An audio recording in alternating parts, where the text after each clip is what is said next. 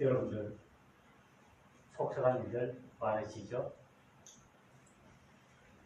우리가 살아가면서 힘들고 어려운 일을 당할 때 우리는 좌절하고 때로는 실망하고 때로는 슬픔과 아픔 속에서 늘 힘들어합니다. 그런 상황 속에 있을 때 우리는 그것들을 이겨내기 위해서 여러 가지 애를 써보지만 그것들이 마음대로 잘 되지 않아서 속상할 때가 참 많이 있습니다. 그때 누군가가 나에게 위로의 말 한마디를 해주셨으면 하는 그런 마음이 들 때도 있습니다. 혼자 힘으로는 도저히 이 어려운 상황을 이겨낼 수가 없기에 그 누군가의 도움을 바라고 또 누군가의 위로를 통해 힘을 얻어서 그것들을 잘 극복해내려고 합니다. 우리는 늘 내가 당하는 어려움과 고난 때문에 마음 아파하고 슬퍼하고 절망 가운데서 늘 넘어져 지내곤 합니다. 그러나 사람들은 그런 상황에 있을 때 위로의 한마디가 그 어렵고 힘든 그런 상황에서 다시 일어나게 하는 힘이 있음을 우리는 잘 알고 있습니다. 그래서 우리는 그 위로의 말을 통해서 우리는 다시 희망을 가지고 용기를 가지고 우리에게 주어지는 모든 일들을 우리가 이겨나갑니다. 그래서 우리 마음속에는 그런 상처들을 우리가 훌훌 털어버리려고 합니다. 저나 여러분들이나 모든 사람들은 위로받기를 좋아합니다. 그래서 사람들은 어렵고 힘들 때 위로를 얻으려고 여러 가지 방법을 사용하죠. 책을 좋아하는 사람은 책을 읽음으로 마음에 위로함을 받고, 그리고 또 여행을 좋아하는 사람들은 멀리 여행을 떠나서 그 여행을 통해서 마음에 위로를 얻으려고 합니다. 그 외에도 여러 가지 방법으로 자신이 처한 환경 속에서 자신이 할 수 있는 범위 내에서 자신이 당하고 있는 고난과 어려움들을 이겨내고 그 속에서 위로를 받으려고 합니다. 때로는 한 편의 시가 우리에게 위로의 힘을 주기도 합니다. 때로는 한 편의 영화가 나의 울적한 마음을 쓰다듬어주고 위로해 줍니다. 그리고 때로는 아름다운 한 곡의 음악이 나를 절망 가운데서 다시 일으켜주며 우리에게 위로를 주기도 합니다. 이렇게 여러 가지 방법을 통해서 우리가 위로를 받을 수 있기도 하지만은, 그러나 더 좋은 위로는 다른 사람을 통해서, 다른 사람의 입을 통해서 들려지는 그 위로의 말이 우리에게 힘이 될 때가 있습니다. 그 따뜻한 위로의 말 한마디 때문에 마음속에 있는 아픔과 상처들을 보듬을 수 있고, 슬픔 가운데서도 우울한 마음 속에서도 그것들을 이겨낼 수 있는 용기를 갖게 됩니다. 사소한 말 한마디, 그 위로의 말이 얼마나 힘이 있는지 모릅니다. 이 말 한마디가 사람의 생명을 살리기도 하고, 때로는 이 말 한마디 때문에 그 사람의 마음을 아프게 하기도 하고 죽게도 만드는 그런 일이 있습니다. 우리가 살고 있는 시대는 너무나 각박하고 불신으로 가득 찬 그런 세대입니다. 어떻게 하면 다른 사람의 상대방의 약점을 잡아내고 흠을 끄집어내서 그 사람을 공경에 처하게 만들고 그 사람의 마음에 상처를 주려고 합니다. 자신은 아무런 생각 없이 뱉은 그 말 한마디가 상대방에게는 크게 정말 가슴을 찌르는 그런 독이 되어서 그 마음에 아픔과 상처를 주는 경우도 있습니다. 그러기에 이런 정말 각박한 시대에 정말 필요한 것은 따뜻한 위로의 말이며 따뜻한 위로의 사랑입니다. 이 위로는 우리가 서로가 신뢰하고 서로 믿을 수 있는 그 관계에서 진정한 위로가 이루어짐을 우리는 잘 알고 있습니다. 정말로 따뜻한 그 말 한마디는 그 상대방의 입에서 나오는 그 말, 위로의 말, 칭찬의 말, 그 격려의 말이 절망에 빠져있는 날, 슬픔 가운데 있는 나를, 우울감에 사로잡혀 있는 이 마음을 다시 회복시켜주는 그 회복의 능력을 가지고 있습니다. 특히 우리는 가족들로부터, 친구들로부터, 그리고 우리 아는 성도님들로부터 많은 위로를 받기를 원합니다. 그래, 괜찮아. 조금 늦으면 어때? 우리 힘내자. 마음 많이 아프지? 이와 같은 그 사소하고 별거 아닌 것 같지만 그 따뜻한 위로의 말이 우리를 절망해서 우리를 건져내고 낭망의 자리에서 우리를 다시 회복시켜 준다는 말씀입니다. 우리에게는 세상적인 위로가 참 필요합니다.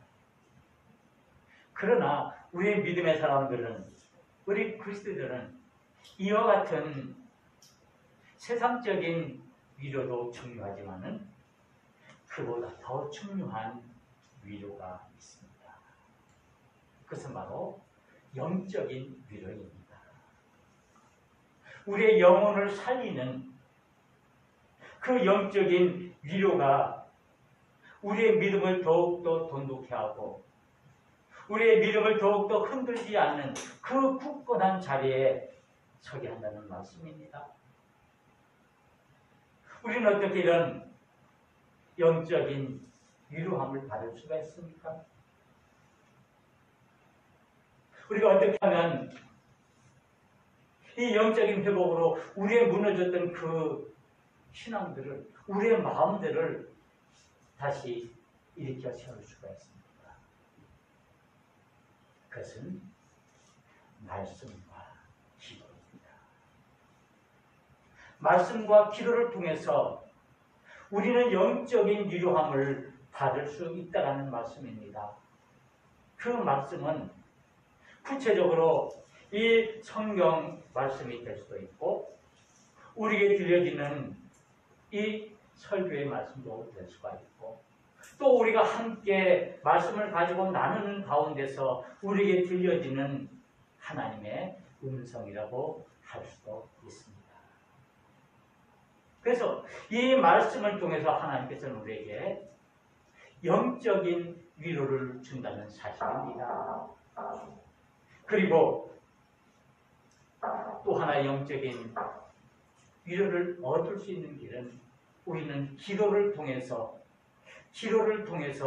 우리가 영적인 위로함을 받을 수가 있다는 말씀입니다. 그러게 우리는 날마다 하나님의 말씀 가운데 거해야 되고, 우리는 늘 하나님께 기도함으로 우리는 영적인 그 신앙을 회복하고 우리의 상한 마음들을 위로함을 얻어서 우리가 온전한 믿음의 사람으로 서야 한다는 말씀입니다. 저 사실 역시도 힘들고 어렵고 고난스러운 일을 당할 때 말씀을 통해서 위로를 받으려고 합니다. 또 저 역시도 그러가 힘들 때마다 하나님과 기도함으로 그 기도의 교제를 통해서 영적인 위로함을 받으려고 합니다. 특히 저는 그 말씀 가운데 시편의 말씀을 통해서 많은 위로를 받습니다. 기쁠 때, 슬플 때, 상처를 입을 때, 마음이 아플 때, 마음이 울적할 때, 어떻게 해야 할지 알 바를 알지 못할 때, 그럴 때마다 이 시편에 있는 말씀을 읽고 묵상하면서 그래서 많은 위로함을 받습니다. 이 구약성경의 시편은 모두 150편으로 되어 있습니다.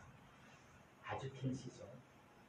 주로 하나님을 찬양하는, 하나님께 드리는 기도로 구성되어 있는데 10편 1편에서 먼저 복 있는 사람에 대해서 말씀하시면서 계속적으로 믿음의 사람에게 있어서 진정한 하늘의 복이 무엇인지, 우리 믿음의 사람들은 어떻게 살아나가야 할지, 우리 믿음의 사람들은 어떻게 하나님을 찬양해야 할지를, 그리고 우리가 고난 가운데 있을 때 우리가 어떻게 그것들을 이겨내야 할지를 이 시편을 통해서 계속적으로 말씀하고 있습니다.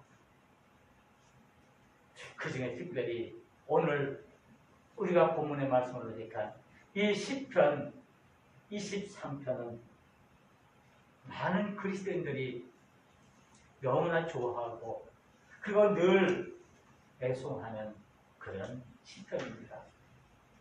그래서 많은 분들은 이 시를 외우고 암송하고 또 찬양으로 만들어서 노래하고 늘 기도하면서 이 시편 23편에 있는 말씀을 인용하기도 합니다. 이 시편 23편은 정말 아름다운 찬양의 시입니다. 특별히 이 시편 23편은 우리에게 영적인 위로함을 주는 귀한 하나님의 말씀입니다. 우리는 이 시편 23편을 통해서 하나님께서 우리에게 주시고자 하는 그 영적인 그 위로함을 우리는 한껏 맛볼 수 있다는 것입니다. 그리고 이 시편 23편은 다윗의 신앙 고백입니다. 다윗이 하나님 앞에서 나는 누구이며 하나님은 누구이신지 그 관계를 분명히 함으로 인해서 그 속에서 하나님께서 자신에게 주시는 그 위로함을 받고자 하는 것입니다. 다윗은 우리가 잘 알듯이 사울의 뒤를 이어서 이스라엘의 두 번째 왕이 된 정말 믿음의 사람입니다. 이 다윗이야말로 하나님께서 하나님의 마음에 합한 사람이라고 칭찬을 받는 정말 위대한 믿음의 사람입니다. 그래서 이 다윗이 이스라엘 백성을 다스릴 때 우리 하나님께서 많은 은혜를 내려주셔서 이 다윗 왕을 통해서 정말 하나님의 그 믿음과 용기와 지혜를 주시는 것을 우리가 보게 됩니다. 그런데 믿음의 사람 역시 이렇게 하나님의 은혜 가운데 있지만은 때로는 고난의 자리에 처하게 되고 역경에 처하게 되고 아픔의 자리에 처하게 되고 죽음의 자리에도 처한다는 사실입니다. 그것은 오늘 이 시편 23편을 통해서 볼 수가 있는데 오늘 이 시가 너무나 아름답고 너무나 평화롭고 너무나 우리에게 평안함을 주는 것 같지만은 사실 다윗이 이 시편 23편을 쓸 때는 그런 상황이 아니었습니다. 결코 평화로운 상황이 아니었습니다. 어떤 상황에서 이 시가 쓰여졌느냐?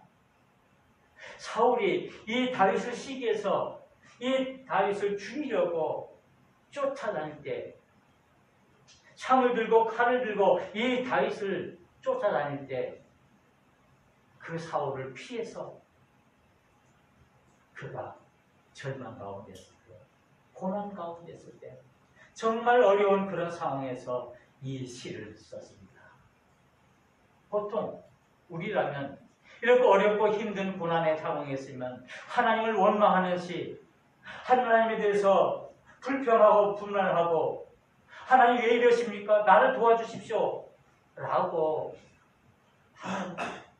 기도를 드려야 할 텐데 이 다윗은 오늘 이 시편 24편을 통해서 그가 죽음의 자리에 있다 할지라도 쫓겨다니는 그런 험악한 그런 상황 속에서도 정말 우리가 보듯이 너무나 아름다운 이런 시를 쓰고 있습니다.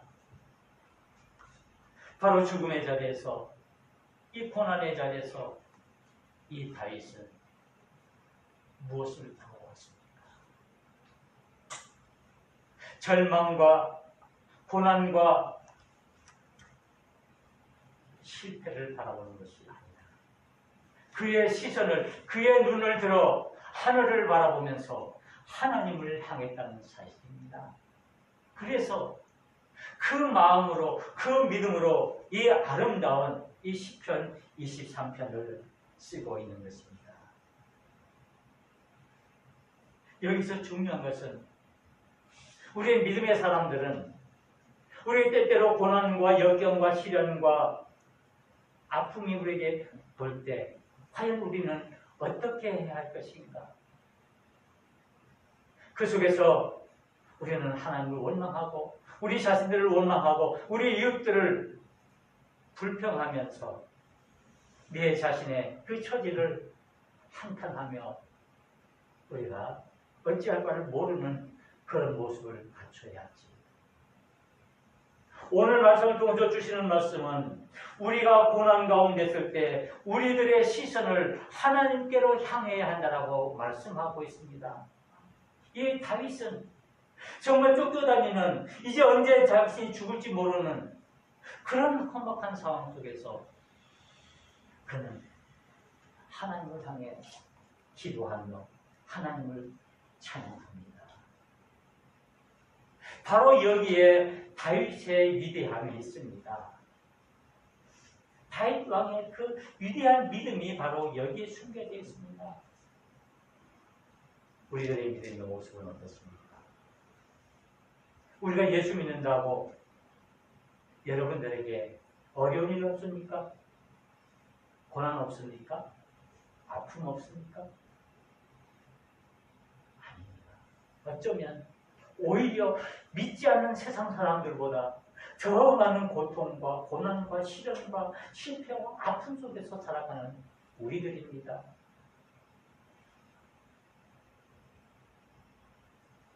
그러나 우리 믿음의 사람은 비록 우리의 삶 속에 고난과 역경과 시련이 있다 할지라도 그 속에서 하나님을 바라보는 그 시선을 가지고 하나님께로 나아가는 사람들입니다. 바로 이것이 온전한 믿음의 사람의 모습입니다. 그래서 다윗은 오늘 이 시편을 통해서 신앙 고백합니다.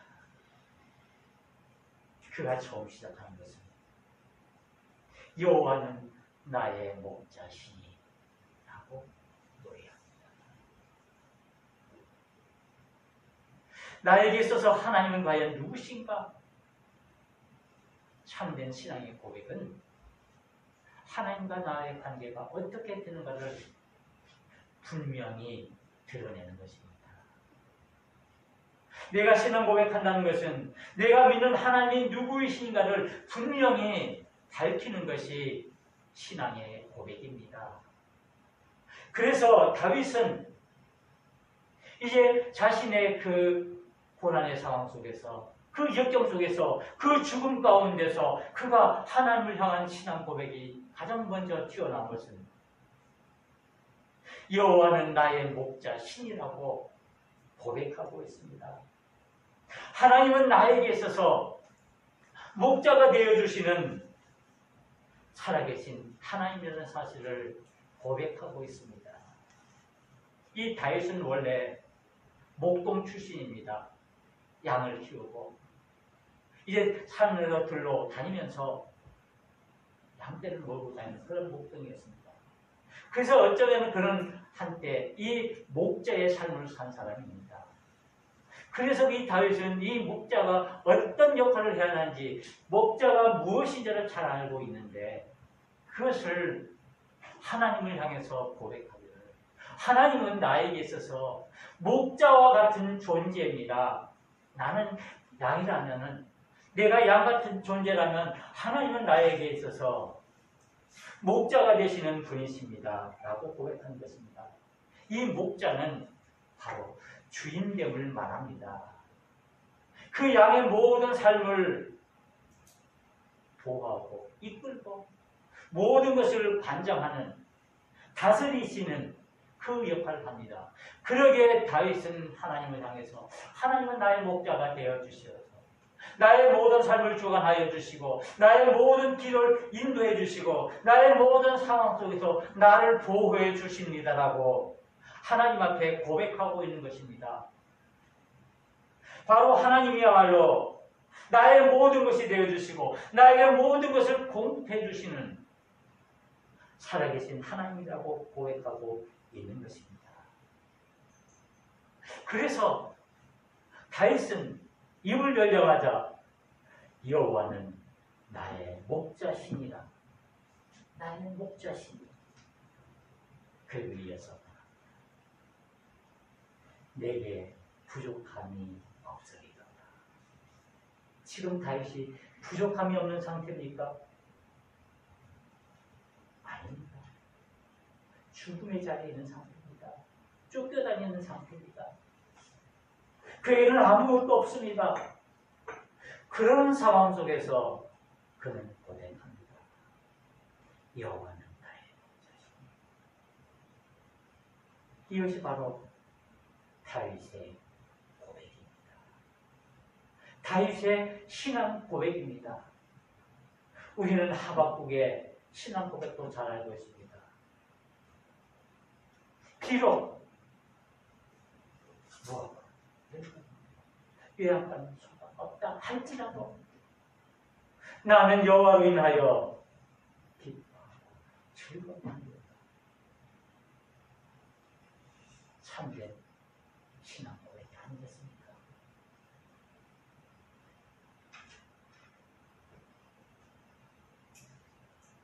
바로 다윗의 하나님입니다. 다윗이 고백하는 그 하나님은 그의 모든 삶을 주관하시고 그의 모든 삶 속에서 그를 보호하시고 지키시고 인도하시는 살아계신 하나님이심을 고백하고 있습니다. 그리고 또 이렇게 고백합니다. 내가 사망의 음침한 골짜기를 다닐지라도, 내가 비록 사울에게 쫓겨서 그 죽음의 골짜기를 내가 헤매고 있다 할지라도 하나님께서는 나와 함께 해주시고 나의 하나님이 되어주셔서 그 모든 상황 가운데 나를 지켜주시고 인도해 주신다라고 고백하고 있습니다. 하나님이 함께 하심을 고백하고 있다는 사실입니다. 목자 되시는 그 하나님께서 자신과 함께 해주시는, 자신과 동행하시는 그 하나님을 고백하고 있습니다. 다윗은 하나님의 임재를 체험했기 때문입니다. 하나님이 나와 함께 하심을 믿기 때문입니다. 비록 내가 지금 사망의 골짜기, 죽음의 골짜기, 정말 이 아픔의 시간들을 내가 보내고 있지만은 하나님께서 나와 함께 해주심으로 나는 이 속에서 이 모든 것들을 이겨낼 수가 있고 이 모든 것들을 극복해낼 수가 있습니다라고 고백하는 그 신앙의 고백입니다. 바로 이 말씀이 이 다윗에게 위로의 말씀이 되고 힘이 되고 능력이 되고 용기가 된 것입니다. 다른 건 아닙니다. 여호와 하나님, 나의 목자십니다. 하나님께서 나의 하나님 되어주십니다.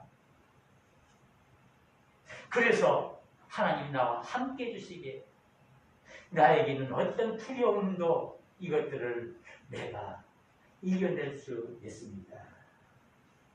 그래서 다윗은 고백합니다. 내가 사망의 음침한 골짜기로 다닐지라도 해를 두려워하지 않을 것은 주께서 나와 함께 하십니다. 나와 함께 해주시는 그 하나님의 은혜가, 그 하나님의 임재가 나와 함께 해주시기에 나에게는 모든 두려움과 그 아픔들을 내가 극복해낼 수가, 이겨낼 수가 있다라고 고백하는 것입니다. 하나님은 나의 보호자가 되어주시고 나의 인도자가 되어주시기에 그런 말미암아 내가 이 모든 것들을 감당할 수 있다라고 말씀하고 있습니다. 이제는 죽음의 골짜기도 두렵지 않습니다. 나에게는 고난도 두렵지 않습니다. 나에게는 실패도 두렵지 않습니다. 나에게는 어떤 아픔도 두렵지 않습니다. 하나님이 나와 함께 하시기 때문입니다. 다윗의 고백입니다. 그리고 다윗은 고백합니다. 내 잔이 넘치나이다.